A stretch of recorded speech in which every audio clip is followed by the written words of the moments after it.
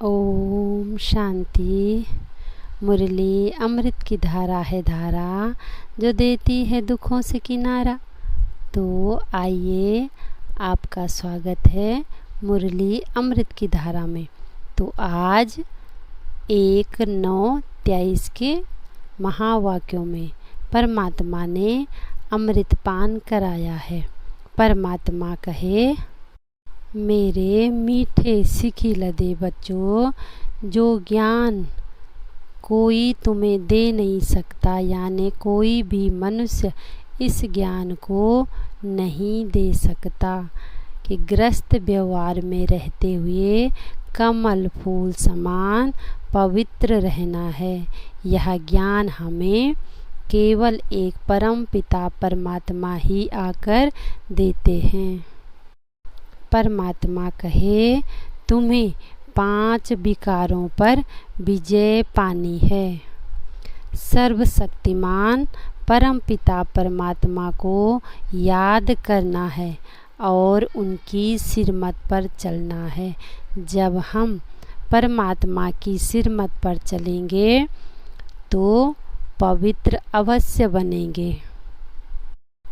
फिर आज परमात्मा कह रहे हैं कि मीठे बच्चों, मैं जो हूँ, जैसा हूँ, यथार्थ मेरी पहचान। मुझे पहचानो और स्वयं को भी पहचानो, यानी परम पिता परमात्मा भी बिंदी है और मैं आत्मा भी बिंदी हूँ।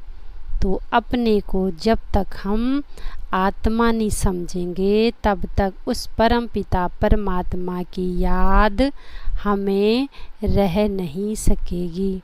तो स्वयं भी आत्मिक स्थिति में टिककर परम पिता परमात्मा को याद करना है, क्योंकि परम पिता परमात्मा का रूप भी बिंदी है, लेकिन वो क्या हैं? सर्वशक्तिमान, गुणों में नंबर 1 सर्वशक्तिमान हैं। और हमें भी ये ज्ञान देकर मास्टर सर्वशक्तिमान बना रहे हैं। तो हम सब बच्चों ने अभी इस संगम पर केवल अपनी बुद्धि का योग सिर्फ एक परम पिता परमात्मा से ही रखना है। फिर बाबा कहे कि ब्रह्मा विष्णु शंकर के जो चित्र हैं सब क्या हैं? ठीक हैं, लेकिन परम पिता परमात्मा के नाम रूप देश काल सब कुछ भूल जाते हैं। फिर बाबा कहे, ये भी क्या है? ड्रामा में नूंद है। तो आत्मा का रूप भी बिंदी है, स्टार मिसल बिंदी है। फिर बाबा बता रहे हैं कि इस शरीर में आत्मा का निवास स्थान बिरकुटी के मध्य है। मैं चैतन्य शक्ति आत्मा इस पूरे देह को चलाने वाली एक चैतन्य शक्ति हूँ, बहुत ही सूक्ष्म बिंदी हूँ। फिर बाबा कहते हैं, मैं भी क्या हूँ? बिंदु हूँ, लेकिन गुणों में सिंधु हूँ। इस मनुष्य सृष्टि का बीज रूप हूँ। ब्रह्मा विष्णु शंकर का भी रचयिता हूँ। तो ये सब बातें अपनी बुद्धि में धारण करनी है। बाबा कहे, यह समझने की बड़ी गुह्य बातें हैं। देखो, इस छोटी सी आत्मा, छोटी सी बिंदी में 84 जन्मों का पाठ नोंदा हुआ है।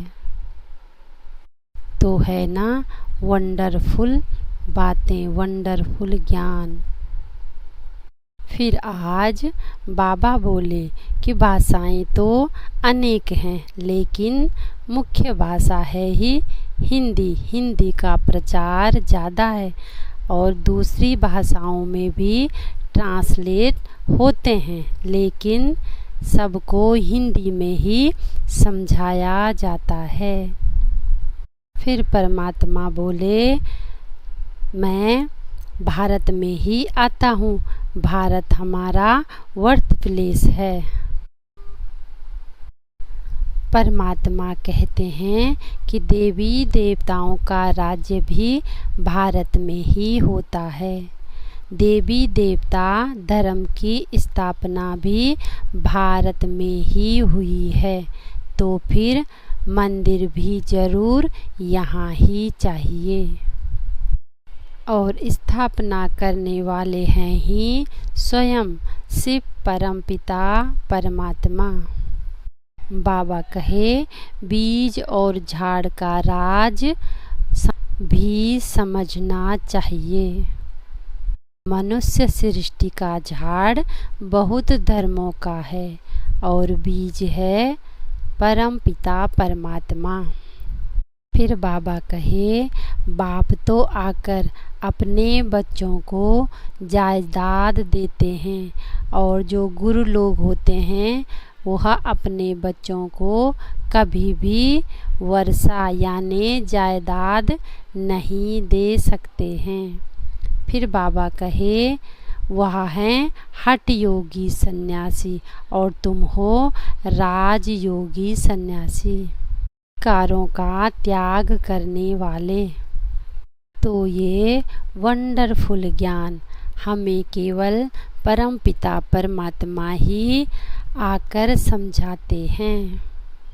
तो अपने आप को पद्मा पदम सौभाग्यशाली समझना चाहिए। तो बाप का बनने के बाद हम फिर क्या करते हैं, रक्षाबंधन मनाते हैं, पवित्रता की प्रतिज्ञा करते हैं। फिर बाप हम पे राखी बांधते हैं। परम पिता परमात्मा की सिरमत पर चलने से हमको ताकत मिलती है। तो दिल से निरंतर हमें परम पिता परमात्मा को याद करना है और उनसे हमें जो वर्षा मिलता है उसकी खुशी में रहना है। विचार सागर मंथन करना है कि मैं आत्मा कितनी छोटी सी बिंदी हूँ और इस आत्मा में 84 जन्मों का अविनाशी पाठ भरा हुआ है और आत्मिक स्थिति में रह उस परम पिता परमात्मा को याद करना है। फिर परमात्मा बोले मैं तुम बच्चों से तुम्हारा कखपन लेता हूँ और तुम्हें लखपन देता हूँ। इसलिए परम पिता परमात्मा की सिरमत पर स्वे इच्छा से चलना है और इस ड्रामा की हर सीन को साक्षी होकर देखना है। तो आज परमात्मा का फरमान है कि साथ में रहते हुए यानी स्त्री पुरुष साथ में रहते हुए पवित्र जरूर रहना है। तो ऐसे हीरे तुल्य जीवन बनाने वाले बाबा को दिल से शुक्रिया शुक्रिया शुक्रिया। ओम शांति।